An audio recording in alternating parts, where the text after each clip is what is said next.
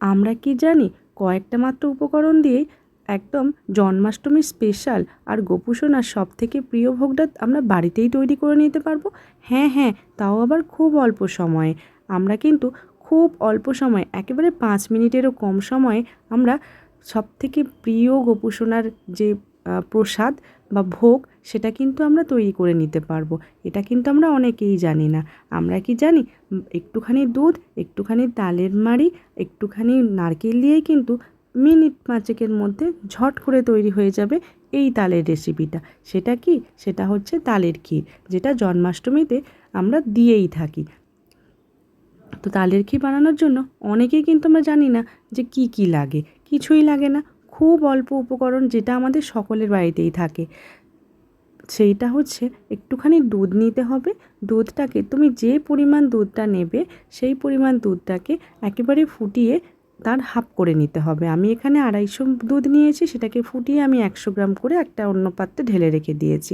তারপরে আরেকটা পাত্র নিয়ে তার মধ্যে একটু জল দিয়ে দিয়েছি। জলটা ফুটে উঠলে 1 কাপ তালের মাড়ি দিয়ে দিয়েছি।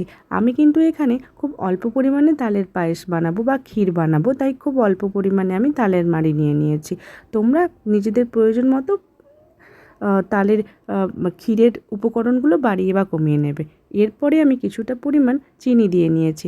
আমার তালের মাড়ি যেটা আমি ইউজ করছি সেটা ভীষণই মিষ্টি ছিল, তাই চিনির পরিমাণটা আমি কম দিয়েছি। আর তার সাথে দিয়েছি কিছুটা পরিমাণে নারকেলের কুঁচি।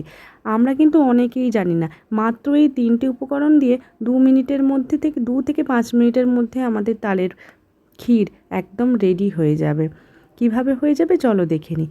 এইভাবে আমি সমস্ত উপকরণগুলো তালের মাড়ির সাথে মিশিয়ে দেওয়ার পর আমাকে ওয়েট করতে হবে যতক্ষণ না চিনির দানাগুলো তালের মধ্যে সম্পূর্ণরূপে মিশে যাচ্ছে।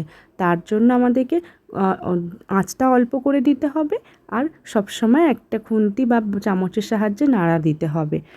আমি দেখলাম যে আমার চিনির টুকরোগুলো সব গলে গিয়েছে। তখন আমি যে দুধটা ফুটিয়ে কমিয়ে রেখেছিলাম জাল দিয়ে, সেই দুধটা আমি অ্যাড করে দিয়েছি তালের মধ্যে। ব্যাস, হয়েই তো গেল আমাদের পায়েস। হ্যাঁ হ্যাঁ, হয়েই গেল।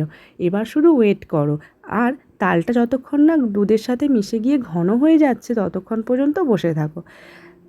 মাঝে মাঝে একটুখানি দাঁড়িয়ে থেকে থেকে খুন্তিটা দিয়ে বা চামচ দিয়ে একটু নাড়াচাড়া করে দাও, যাতে নিচটা না বসে যায়। আমিও তাই করেছি। আমি একদমই অল্প আঁচে এটাকে জাল দিয়েছি। শুধু জাল দিয়েছি, দেখতে দেখতে 3 মিনিট তো কমপ্লিটই হয়ে গেল। আর তো বেশিক্ষণ নয়। আমরা জানিই না কিন্তু যে এত তাড়াতাড়ি এই রেসিপিটা বানিয়ে নেওয়া যায়। কথা বলতে বলতে আমার তো তালের ক্ষীর একদম রেডি হয়ে গেল। যাক বাবা, এখন একটু আমি খুন্তির সাহায্যে নাড়াচাড়া করে দিই, কারণ নাড়াচাড়া করলে তবেই তো ভালো করে নিচের দিকটা বসে যাবে না, আর সুন্দর করে এটা ফুটে ফুটে ফুটে পায়েসটা রেডি হয়ে যাবে বা ক্ষীরটা রেডি হয়ে যাবে। দেখতেই পাচ্ছি যে কীভাবে টকবক টকবক করে এটা ফুটছে। ব্যাস, আমার কিন্তু পায়েস একেবারেই কমপ্লিট, একদম বসে গিয়েছে। তালের মাড়ি আর দুধটা মিশে একদম ঘন হয়ে গিয়েছে। আমি একটা অন্য বাটির মধ্যে এই তালের ক্ষীরটাকে সার্ভ করে নিয়ে ওপর থেকে একটু নারকেলের কুঁচি ছড়িয়ে দিলাম। একদম সুন্দর রেডি হয়ে গেল।